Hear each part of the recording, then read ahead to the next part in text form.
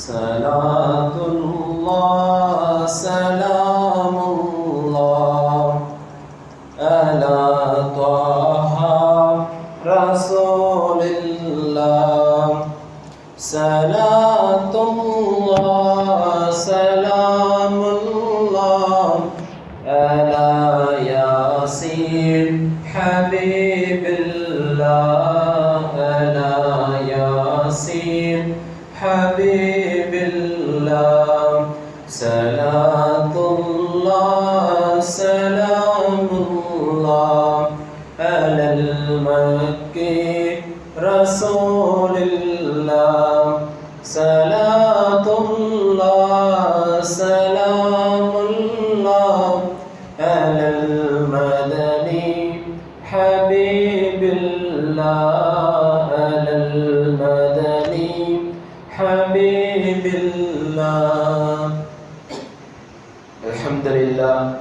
Alhamdulillah Rabbil Alameen, wal aqibatu lil muttaqin, wassalatu wassalamu ala ashrafil anbiya'i wal mursalin wa ala alihi ashabihi tahirin faman tabi'ahum bi ihsani ila yaumiddin. Amma ba'd, faqad qala Allah ta'ala fi kalamihi al-'ala. فأعوذ بالله من الشيطان الرجيم بفضل بسم الله الرحمن الرحيم. رب اشرح لي صدري ويسر لي أمري واحلل عقدة من لساني يفقهوا قولي. ربي زدني علما. صدق الله العظيم. وقال نبينا حبيبنا محمد صلى الله عليه وسلم عن أبي هريرة رضي الله تعالى عنه قال قال رسول الله صلى الله عليه وسلم لا يفرق مؤمن مؤمنة إن كره منها خلقا رضي منها آخر. صدق رسول النبي الكريم ونحن على ذلك من الشاهدين والشاكرين والحمد لله رب العالمين. தூணின்றி வானம் படைத்த தூய அல்லாஹ் அல்லாஹ்வை துதிபாடியவனாகவும் அவனின் சாந்தியும் சமாதானமும் எம்பெருமானார் முத்துமணி முஹம்மது ரசூலுல்லாஹி ஸல்லல்லாஹு அலைஹி வஸல்லம் அன்னாரின் மீதும் அன்னாரின் அடிச்சுவடுகளை வடுவாது தழுவாது பின்பற்றிய உத்தம சத்திய சஹாபாக்கள், தாபீன்கள், தபஉ தாபீன்கள், நாதாக்கள், ஷஹதாக்கள், வலிமார்கள், மேலும் இந்த நல்ல அவையிலே நல்ல நாளிலே அமர்ந்திருக்கக்கூடிய நம் அத்தனை நபர்களின் மீதும் இறைவனின் வற்றா பெருங்கருணை என்றென்றும் குறைவின்றி நின்று நிலவட்டுமாகுக. ஆமீன். இஸ்லாத்தின் காணிக்கையை முன்வைத்து எனது உரையை துவங்க ஆசைப்படுகின்றேன். அஸ்ஸலாமு அலைக்கும் வரஹ்மத்துல்லாஹி வபரகாத்துஹு. அல்லாஹு ஜல்ல ஜலாலுஹு, அல்லாஹு சுப்ஹானஹு தஆலா நம்மவர்களுக்கு கூறி காட்டுகின்றான், அல்லாஹ்விடத்தில் நாம் எந்த அளவிற்கு துஆ கேட்க வேண்டும் என்று சொன்னால், எந்த அளவிற்கு அல்லாஹ்விற்கு நாம் கட்டுப்பட வேண்டும் என்று சொன்னால், எந்த அளவிற்கு அல்லாஹ் ஏவிய ஏவல்களை நாம் கட்டுப்பட்டு இருக்க வேண்டும் என்று சொன்னால், அல்லாஹ் கூறுகின்றான், ஒரே வார்த்தையில் அல்லாஹ் முடித்து விடுவான். வமா ஹலக்துல் ஜின்ன வல் இன்ஸ இல்லா லியஅபுதூன். நான் மனித வர்க்கத்தையும் ஜின் வர்க்கத்தையும் என்னை வணங்குவதற்காகத்தான் படைத்திருக்கிறேன் என்பதாக அல்லாஹ் தஆலா தன்னுடைய திருமறையிலே கூறி காட்டுகின்றான்.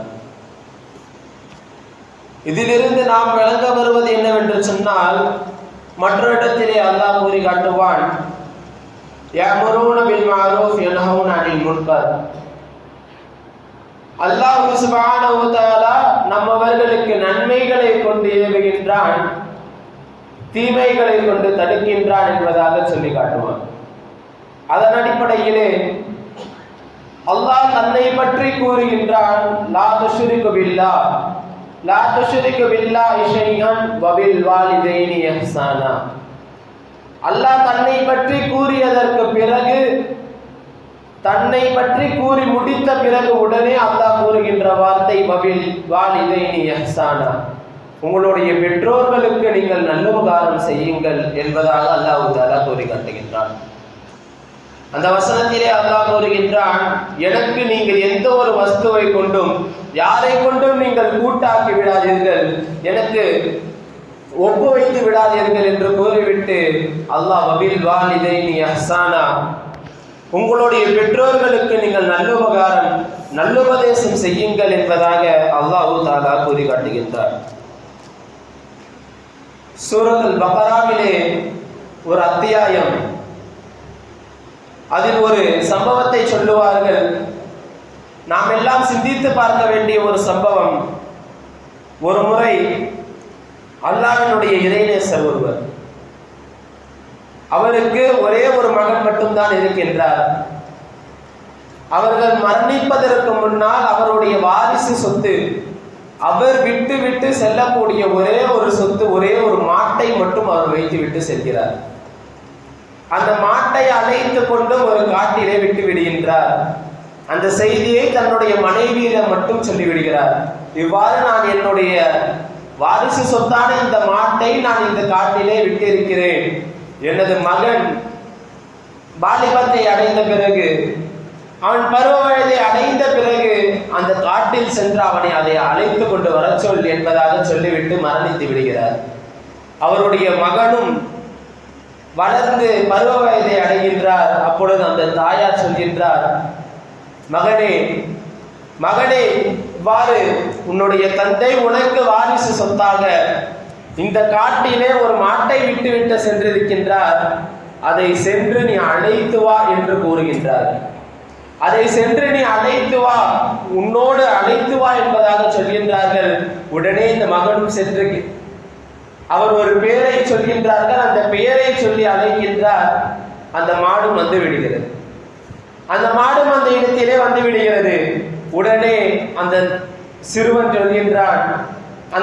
சொல்கின்றான், என்னுடைய தாயார் நீ என்னுடைய வாரிசு சொத்து என்று சொல்லி இருக்கின்றார்கள், உன்னை அழைத்து வர சொன்னார்கள், உன்னை என்னோடு கூட்டிக் கொண்டு வர சொன்னார்கள், ஆகையால் வந்துவிடு என்று அவனை, அந்த மாட்டை அந்த சிறுவன் இழுத்து கொண்டே வருகின்றான். அப்பொழுது அந்த மாடு சொன்னதாம், அந்த மாடு சொல்கிறது, நீ என் மேல் ஏறிக்கொள், நான் உன்னை அழைத்து செல்கிறேன் என்பதாக. நீ என் மேல் ஏறி அமர்ந்து கொள், நான் உன்னை உன் வீடு வரை அழைத்து செல்கிறேன் என்பதாக சொல்கிறது. அப்பொழுது அந்த சிறுவன் சொன்ன வார்த்தையை நாம் சற்று சிந்தித்து பார்க்க வேண்டும். அந்த சிறுவன் சொல்கின்றான், என்னுடைய தாயார் உன்னை அழைத்து தான் வர சொன்னார்களே தவிர உன் மீது ஏறி அமர்ந்து பயணம் செய்து வர சொல்லவில்லை.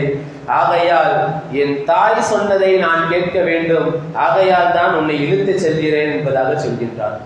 அதற்கு அந்த மாடு சொன்னதாம், நீ உன் தாய் சொன்னதை மட்டும் செய்ததனால் நான் உனக்கு கட்டுப்பட்டு விட்டேன். நீ மட்டும் நான் சொல்லியதன் அடிப்படையில், நான் சொன்னதன் அடிப்படையில் நீ என் மீது அமர்ந்து பயணம் செய்திருந்தால் உன்னை நான் என் வழியில் கொண்டு சென்றிருப்பேன் என்பதாக அந்த மாடு கூறியது என்பதாக தஃசீர் கிரந்தங்களிலே பதிவு செய்யப்படுகிறது. மற்றொரு இடத்திலே ஒரு சஹாபி மரணப்படுக்கையில் படுத்துக் கொண்டிருக்கிறார்கள். மரணப்படுக்கையிலே படுத்துக் கொண்டிருக்கின்றார்கள். அப்பொழுது நபி ஸல்லல்லாஹு அலைஹி வஸல்லம் அன்னவர்கள் சஹாபாக்களின் மீது பாசம் கொண்டவர்கள் அல்லவா, நேசம் கொண்டவர்கள் அல்லவா, தன்னுடைய தோழர்களில் சிலரை அழைத்து அந்த சஹாபியின் பக்கம் சென்று நீங்கள் கலிமாவை சொல்லிக் கொடுங்கள், கலிமாவை அவர்களுக்கு சொல்லிக் கொடுங்கள், அவர் கலிமா சொல்லி மரணிக்கலாம் என்பதாக பெருமானார் ஸல்லல்லாஹு அலைஹி வஸல்லம் அன்னவர்கள் சொல்கிறார்கள். சஹாபாக்களும் அந்த தோழரின் வீட்டிற்கு சென்று அந்த தோழருக்கு கலிமாவை சொல்லிக் கொடுக்கின்றார்கள். அவரினுடைய வாயால் அவர் சொல்ல முடியவில்லை. அவர் வாய் அந்த கலிமாவை சொல்வதற்கு அசையவில்லை. பெருமானாரிடத்திலே வந்து விடுகிறார்கள். தோழர்கள் எல்லாம் வந்து சொன்னார்கள், யா ரசூலல்லாஹ், தாங்கள் சொன்னதன்படி நாங்களும் சொல்லிக் கொடுத்தோம், ஆனால் அவருடைய நாவு அதற்கு இசையவில்லை யா ரசூலல்லாஹ். உடனே பெருமானார் ஸல்லல்லாஹு அலைஹி வஸல்லம் அன்னவர்கள் அவருடைய தாயாரை அழைத்து வாருங்கள், அவருடைய தாயாரை அழைத்து வாருங்கள் என்று சொல்கிறார்கள். அவருடைய தாயாரும் அழைத்து வரப்படுகிறார்கள். பெருமானார் ஸல்லல்லாஹு அலைஹி வஸல்லம் அன்னவர்கள் கேட்கிறார்கள், என்னம்மா, உங்களுடைய மகனை நீங்கள் ஏதாவது திட்டியிருக்கிறீர்களா? கோபப்பட்டு ஏதாவது சாபமிட்டு இருக்கிறீர்களா என்று கேட்கிறார்கள். அப்பொழுது அந்த தாயார் சொன்ன வார்த்தை, யா ரசூலல்லாஹ், நான் சாபமெல்லாம் விடவில்லை யா ரசூலல்லாஹ், ஒரு முறை நான் ஒரு வேலையை சொன்னேன், அவன் அதை செய்ய மறுத்து விட்டான், ஆகையால் அவனின் மீது நான் கோபம் கொண்டேன் யா ரசூலல்லாஹ் என்பதாக அந்த தாயார் கூறுகிறார். என்பதாக அந்த தாயார் கூறியவுடன் பெருமானார் சொன்னார்கள், உன்னுடைய மகன் மரணப்படுக்கையிலே இருக்கின்றார், அவர்களை மன்னித்து விடுங்கள் என்பதாக. அதற்கு அந்த தாயார், நான் மன்னிக்க மாட்டேன் என்பதாக கூறிவிடுகிறார். நான் மன்னிக்க மாட்டேன் யா ரசூலல்லாஹ் என்று கூறிவிடுகிறார். பெருமானார் சொன்னார்கள், தன்னுடைய தோழர்களை எல்லாம் அழைத்து சொன்ன வார்த்தை, இந்த இடத்திலே ஒரு நெருப்பு குண்டத்தை மூட்டி அந்த நெருப்பிலே அவனுடைய இந்த தாயாரினுடைய மகனை தூக்கி எறிந்து விடுங்கள் என்பதாக பெருமானார் ஸல்லல்லாஹு அலைஹி வஸல்லம் அன்னவர்கள் கட்டளையிடுகிறார். இதை கேட்ட அந்த தாயார் பதறி போய் பெருமானார் இடத்திலே கேட்கிறார்கள், யா ரசூலல்லாஹ், என்னுடைய மகனை நீங்கள் இவ்வாறு செய்யக்கூடாது யா ரசூலல்லாஹ் என்று சொன்ன பொழுது பெருமானார் சொன்னார்கள், இப்பொழுது நீங்கள் மன்னித்து விட்டால் உங்களுடைய மகன் ஒரு முஃமினாக முஸ்லிமாக மரணிப்பார், சொர்க்கத்தில் நுழைந்து விடுவார். நீங்கள் மன்னிக்கவில்லை என்று சொன்னால் இந்த நெருப்பு அல்ல, நாளை மறுமையிலே யாராலும் தடுக்க முடியாத அளவில் இருக்கக்கூடிய அந்த மறுமை வேளையிலே அல்லாஹ் நரகத்தில் தூக்கி எறிவான்.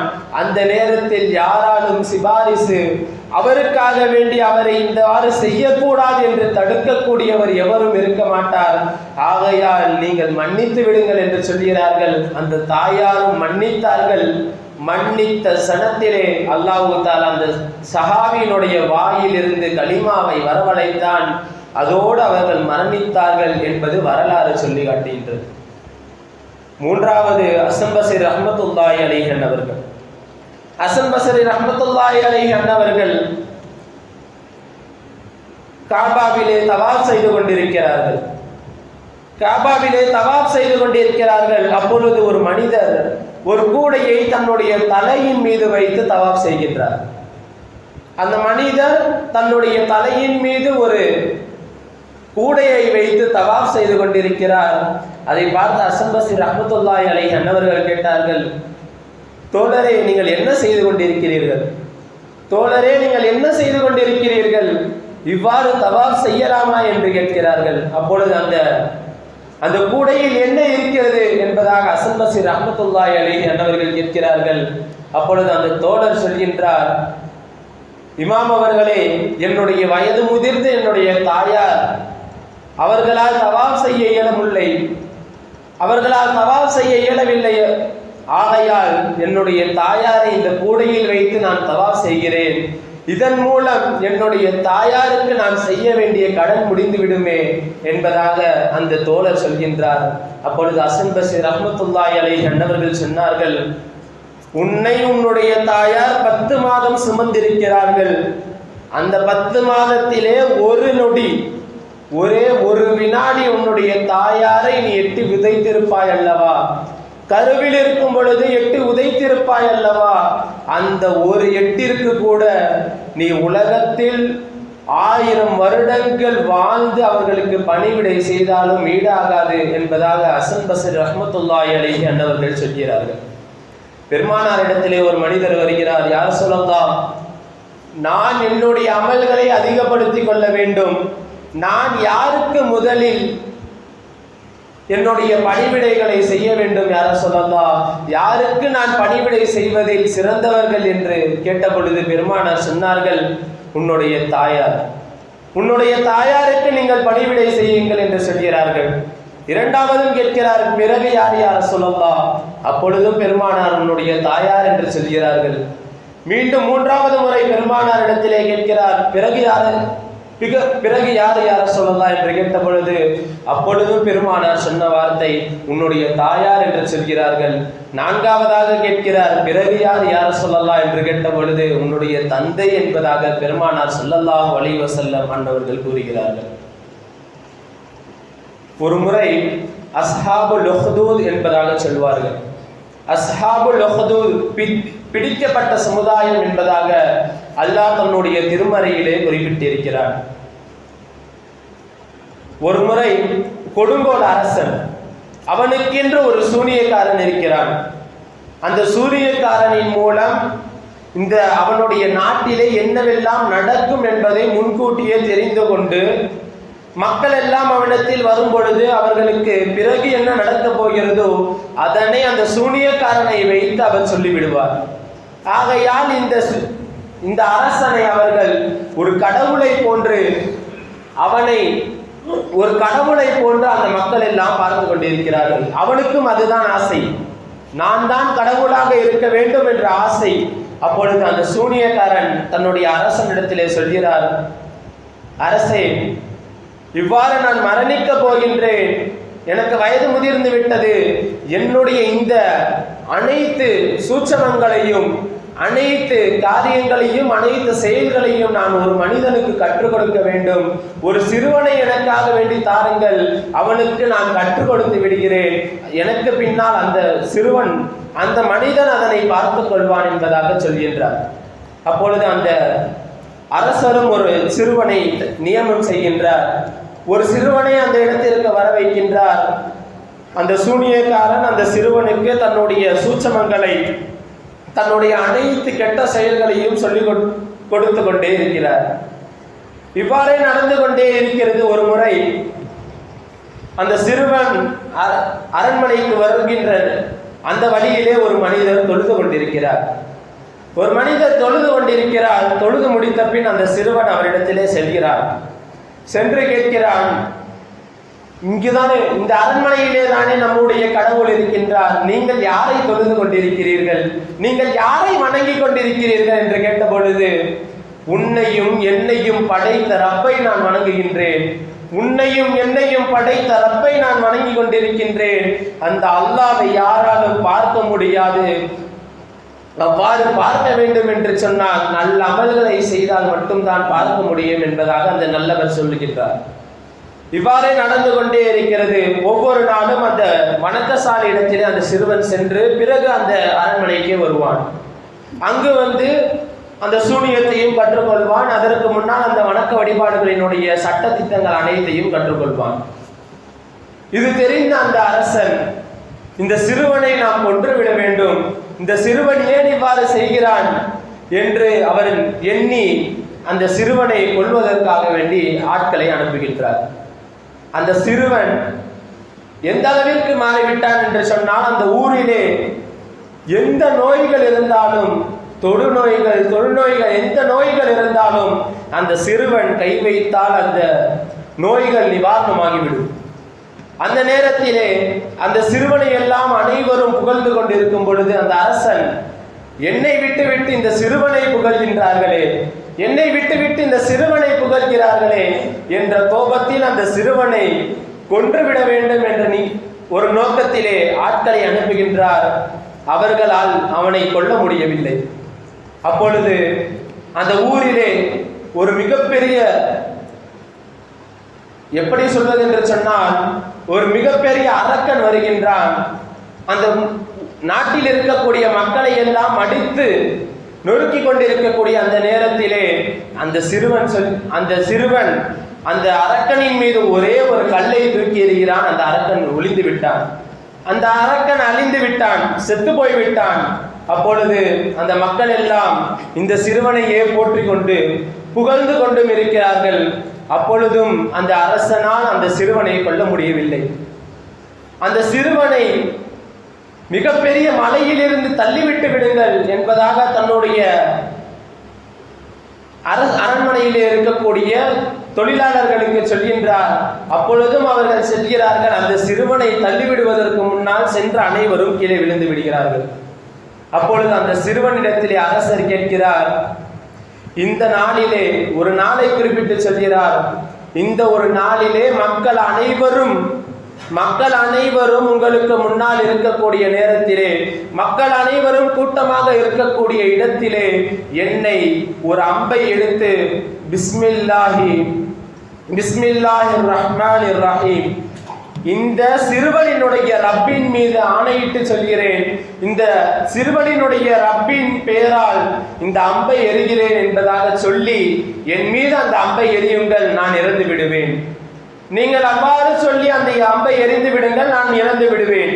அதே போன்று மக்கள் எல்லாம் இருக்கக்கூடிய நேரத்திலே, மக்கள் எல்லாம் கூட்டமாக இருக்கக்கூடிய அந்த தருணத்திலே அந்த சிறுவனின் மீது அரசர் இந்த சிறுவனினுடைய ரப்பின் பெயரால், இந்த சிறுவனின் ரப்பினுடைய பெயரால் நான் இந்த அம்பை எரிகிறேன் என்று சொல்லி எரிகின்றார். அந்த சிறுவன் மரணித்து விடுகிறார். இதன் மூலம் மக்கள் புரிந்து கொண்டது, இவன் கடவுள் அல்ல, இந்த சிறுவன் யாரை வணங்கினானோ அவன்தான் உண்மையான இறைவன், அவன்தான் அல்லாஹு தஆலா என்று அவர்கள் விளங்கி கொண்டார்கள். அன்றிலிருந்து மக்கள் அனைவரும் இவனை மறுக்க ஆரம்பித்து விட்டார்கள். இதை தெரிந்து கொண்ட இந்த அரசன் மக்கள் அனைவரையும் நெருப்பில் எரித்து விட வேண்டும் என்ற ஒரு நோக்கத்திலே அனைவரையும் கொன்று அந்த இடத்திலே நெருப்பு குண்டத்தை மூட்டுகின்றார். அப்பொழுது ஒரு தாயார் தன்னுடைய குழந்தைக்கு பாலூட்டி கொண்டிருக்கிறாள். அந்த குழந்தையையும் தாயையும் அவர்கள் பிரித்து விடுகிறார்கள். அப்பொழுது அல்லாஹ் தஆலா குர்ஆனிலே சொல்லுவான், 3 இடத்திலே தொட்டில் குழந்தை பேசியது என்று சொல்லுவான். 3 இடங்களில் தொட்டிலில் இருக்கக்கூடிய குழந்தைகள் பேசியது என்பதாக அல்லாஹ் சொல்வான். இந்த இடத்திலே அந்த குழந்தை, தொட்டில் குழந்தை பேசியது, அம்மா, என்னுடைய தாயாரே, நீங்கள் கவலைப்பட வேண்டாம், இவர்கள் இங்கு நம்மை பிரித்து விட்டாலும் நாளை மறுமையிலே நாம் இருவரும் சொர்க்கத்தில் இணைந்திருப்போம். அந்த குழந்தை சொன்ன வார்த்தை, அம்மா, இந்த கொடியர்கள் நம்மை இந்த இடத்திலே பிரித்து விட்டாலும் நம்மை சேர விடாமல் தடுத்து விட்டாலும் நாளை மறுமையிலே ஜன்னத்துல் ஃபிர்தௌஸில் அல்லாஹ் நம்மை இருவரையும் இணைப்பான் என்பதாக அந்த சின்னஞ்சிறு குழந்தை கூறியது என்பது வரலாறு சொல்லி காட்டுகிறது. அந்த அரசன் அந்த நாட்டில் இருக்கக்கூடிய அனைத்து மக்களையும் அழித்து விடுகிறார். இதிலிருந்து நாம் விளங்க வேண்டியது என்னவென்று சொன்னால், அல்லாஹ்வின் மீது நாம் வைக்கக்கூடிய அந்த ஒரு தக்வா, இறையச்சம் என்பது நம்மவர்களுக்கு மிகவும் ஸ்தரமாக இருக்க வேண்டும், மிகவும் கண்டிப்பாக இருக்க வேண்டும். அது மட்டுமல்ல, அல்லாஹ் குர்ஆனில் கூறி காட்டினான் அல்லவா, லா துஷ்ரிகு பில்லாஹி ஷைஅன் வ பில் வாலிதைனி இஹ்சானா, எனக்கு நீங்கள் யாரை கொண்டும் கூட்டாக்கி விடாதீர்கள் என்று கூறிவிட்டு அல்லாஹ் சொன்ன வார்த்தை, உங்களுடைய பெற்றோர்களுக்கு நீங்கள் நல்லுபகாரம் செய்யுங்கள் என்பதாக அல்லாஹ் தஆலா கூறி காட்டினான். ஆக எதை சொல்லவும் கேட்கவும் வாய்ப்பளித்தானோ அதன்படி வாழ்ந்து மறைய நம் அனைவருக்கும் அல்லாஹ் தஆலா தௌஃபீக் செய்வானாக. நாம் மரணிக்கின்ற பொழுது லா இலாஹ இல்லல்லாஹ் முஹம்மது ரசூலுல்லாஹி ஸல்லல்லாஹு அலைஹி வஸல்லம் என்ற திருக்கலிமாவை மொழிந்து ஜன்னத்துல் ஃபிர்தௌஸை கண்ணால் கண்டு அகமகிழ்ந்து சிரித்த வண்ணமாக மரணிக்கக்கூடிய பாக்கியத்தையும், நாளை மறுமையிலே கண்மணி கோமான் நாயகம் ஸல்லல்லாஹு அலைஹி வஸல்லம் அன்னாரின் திருக்கரங்களால் ஹவுதுல் கௌசர் என்கின்ற தடாகத்தில் நீர் பருகி அன்னாரின் ஷஃபாத் என்னும் சிபாரிசை பெற்ற மக்களில் அல்லாஹ் தஆலா நம் அனைவரையும் ஆக்கியருள்வானாக. நாளை மறுமையிலே கண்மணி கோமான் நாயகம் ஸல்லல்லாஹு அலைஹி வஸல்லம் அன்னவர்களின் திருக்கரங்களை பிடித்தவர்களாக ஜன்னத்துல் ஃபிர்தௌஸ் என்கின்ற உயர்ந்த சொர்க்கத்தின் உயர்ந்த முத்துக்களாக அல்லாஹ் தஆலா உங்களையும் என்னையும் நம் பெற்றோர்கள், உஸ்தாத், உறவினர்கள் அனைவரையும், உலகத்தில் முஸ்லிமான முஃமினான ஆண்கள் பெண்கள் அனைவரையும் அல்லாஹ் தஆலா ஜன்னத்துல் ஃபிர்தௌஸில் ஒன்று கூட்டுவானாக. நாம் அதிக நன்மைகளை செய்திடவும் பாவங்களை தவிர்த்திடவும், நம் நன்மைகள் எல்லாம் நிறைந்திடவும் பாவங்கள் எல்லாம் கரைந்திடவும் அல்லாஹ் இந்த நல்ல மாதத்தின் பொருட்டாலும் நல்ல நாளின் பொருட்டாலும் அல்லாஹ் தஆலா நம் அத்தனை தேவைகளையும் பூர்த்தி செய்வானாக என்று துஆ செய்தவனாக உங்களுடைய துஆ